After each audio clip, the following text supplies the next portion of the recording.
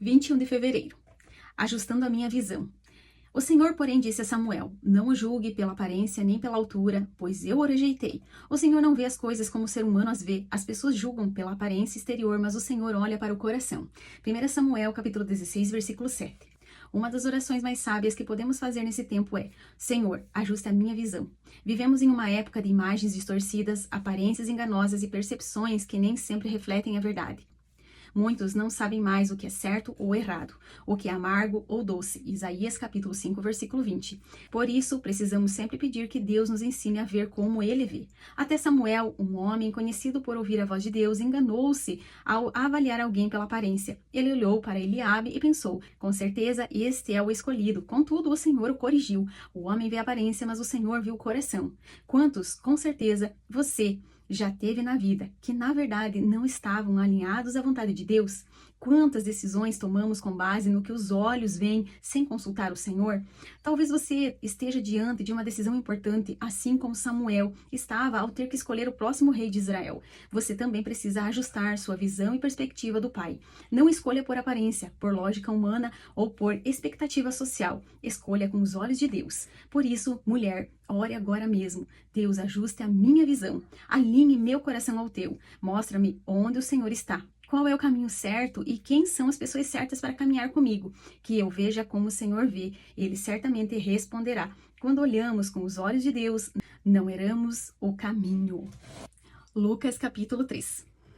No 15º ano do reinado de Tibério César, sendo Pôncio Pilatos governador da Judéia, Herodes, tetrarca da Galileia, seu irmão Filipe, tetrarca da região de Itureia e Traconites e Lisânias, tetrarca de Abilene, sendo sumos sacerdotes Anás e Caifás, a palavra de Deus veio a João, filho de Zacarias, no deserto.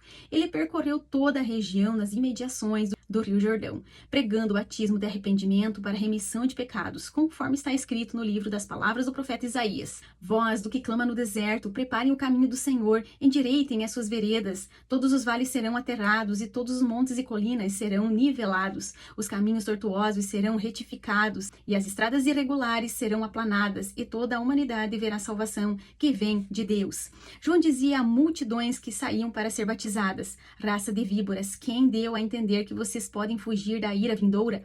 Produzam frutos dignos de arrependimento e não comecem a dizer uns aos outros: temos por pai Abraão, porque eu afirmo a vocês que Deus pode fazer com que destas pedras surjam filhos a Abraão. E também o machado já está posto à raiz das árvores. Portanto, toda árvore que não produz bom fruto é cortada e lançada ao fogo. Então as multidões perguntaram a João: o que é que devemos fazer?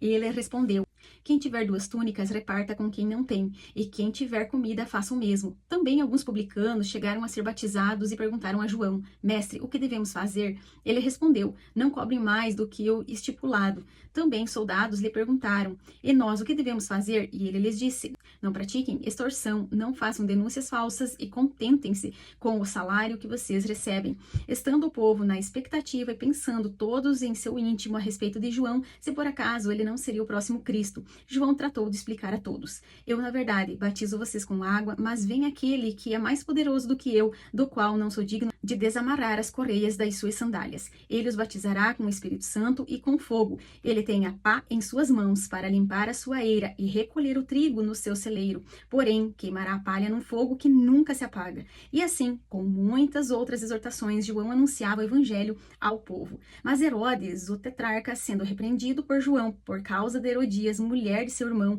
e por todas as maldades que o mesmo Herodes havia feito, acrescentou a todas as outras, ainda esta mandou prender João.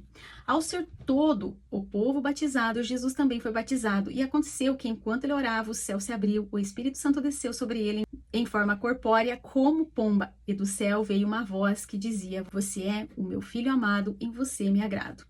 Ora, Jesus tinha cerca de 30 anos quando começou o seu ministério. Era conforme se pensava: filho de José, filho de Eli, filho de Matate, filho de Levi, filho de Melqui, filho de Janai, filho de José, filho de Matatias, filho de Amós, filho de Naum, filho de Esli, filho de Nagai, filho de Maate, filho de Matatias, filho de Semei, filho de José, filho de Jodá, filho de Jonã, de Ressá, filho de Zorobabel, filho de Salatiel, filho de Neri, filho de Melqui, filho de Adi, filho de Cozã, filho de Eumadã, filho de filho de Josué, filho de Eliezer, filho de Jorim, filho de Matate, filho de Levi, filho de Simeão, filho de Judá, filho de José, filho de Jonã, filho de Eliaquim, filho de Meleá, filho de Mená, filho de Matatá, filho de Natã, filho de Davi, filho de Jessé, filho de Obed, filho de Boaz, filho de Salá, filho de Naasson, filho de Aminadab, filho de Admin, filho de Arni, filho de Esrom,